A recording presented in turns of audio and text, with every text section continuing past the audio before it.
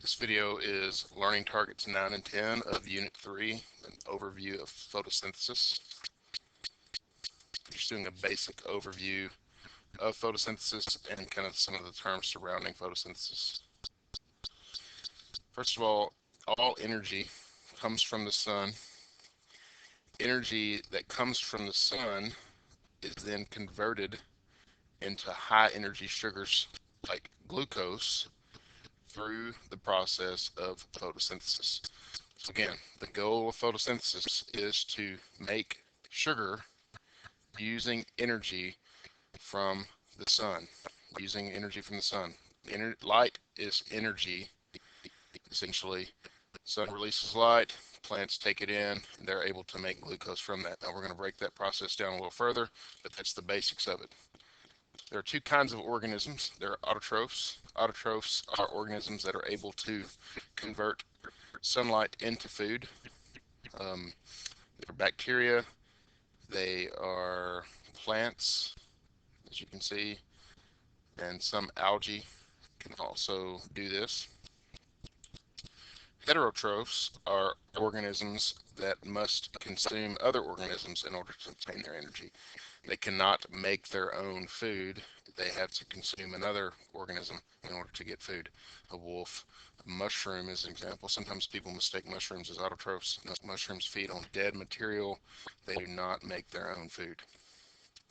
Now, speaking of energy, ATP, or adenosine triphosphate, we'll just call it ATP from here on out, is the energy currency of the cell. It is a nucleic acid that is composed of a nitrogenous base, adenine, a 5-carbon sugar, ribose, and 3 phosphate groups. And the way that ATP works is energy is stored between the second and third phosphate on this ATP molecule. So you can see here, this bond between the second and third phosphate contains all the energy. Phosphate is a negative compound, and so those negatives being pressed together is almost like trying to put similar poles of a magnet together. They kind of slide. Well, that energy is like a spring on that third phosphate, and that energy can be used to do work in a cell, essentially turning on processes. The phosphate is left, and that the phosphate is like left on a molecule, and it turns on a particular process, a protein, whatever it is. Now, here's kind of how this works. ATP, like we just mentioned, releases that energy, and that's the energy to do some kind of work. Well, when ATP releases a phosphate, it becomes ADP, or adenosine diphosphate. And here you can see this additional phosphate here that is released. Well, in order to put that phosphate back on and make it ATP, energy from food is needed. And that process is cellular respiration, which we'll be covering as well to make that. Energy is not stored in ATP long term. It's just a temporary storage. The body never keeps large quantities of ATP because of the energy needed to create them. So the body only makes enough ATP that's needed. In order to store energy, molecules like glycogen for animals, cellulose, and starch for plants can be used, or fat, even with an animal, can store long-term energy in fat. ATP is not a storage molecule. And again, ATP is used to power processes. Here's an example of some hydrogen ions being pumped across a concentration gradient from low to high, which is active transport. ATP can be used to do that active transport. All right, so here's the equation for photosynthesis. You will need to know this equation. 6 CO2 plus 6 H2O, and using light, it's when you write the word on the arrow there, that means it uses that like a catalyst to convert to glucose, which is C6H12O6, and oxygen. Oxygen actually is a byproduct in this reaction. So without sunlight, this reaction cannot occur. Sunlight is necessary. You can't just put CO2 and water in a cup and watch it happen. There has to be the molecules in a plant in order to do that, and sunlight is also necessary for that to happen. So the molecules that absorb light in plants are called pigments.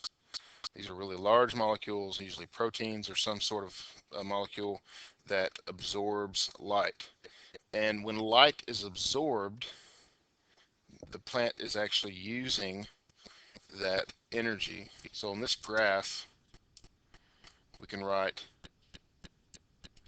absorbance on the y-axis, and you'll notice that blues and purples and the reds here are being absorbed, they're being used, whereas the green here is not being used at all. It's being reflected. This is why when you look at a plant, it is normally green, because it is reflecting that color. It's what you can see. Just like if someone throws you a ball and you slap it away, you're reflecting it. You're not then using that ball. You are getting rid of it. Whereas if you catch it, like absorb it, then you can then use that ball for something else. The primary pigment in plants is called chlorophyll. Chlorophyll is green in color, and it is significant in that there is a magnesium atom at its core, and this magnesium atom has two electrons that it loves to let go of. It will let go of them readily, and those electrons, when they are hit by the sun, will get excited and they will release from magnesium. All right, and those excited electrons are electrons that are full of energy. Other pigments are used to funnel light to chlorophyll so that chlorophyll has the most potential, the most ability to get that energy and get rid of those electrons. And then those electrons will be funneled into a place called the electron transport chain and later picked up by molecules called electron carriers. We'll speak more about that momentarily, or maybe in another lesson. Photosystems, these are groups of pigments on the thylakoid membrane. We will talk about two photosystems, photosystem 2 and photosystem 1. They're in reverse order because they were discovered kind of in reverse order. Photosystem 1 was discovered first, and then photosystem 2 later, and then it was realized that photosystem 2 was actually before photosystem 1 in the process. But these are two photosystems located on the thylakoid membrane, and this is where the light-dependent reaction occurs in photosynthesis. Speaking of light-dependent reaction, there are two reactions in photosynthesis. This picture is very good at detailing those two reactions. And so for these reactions, you should be able to tell me what are their basic purposes. There are two reactions. The light-dependent reaction on the left side of this picture and the Calvin cycle, or the light-independent reaction on the right side.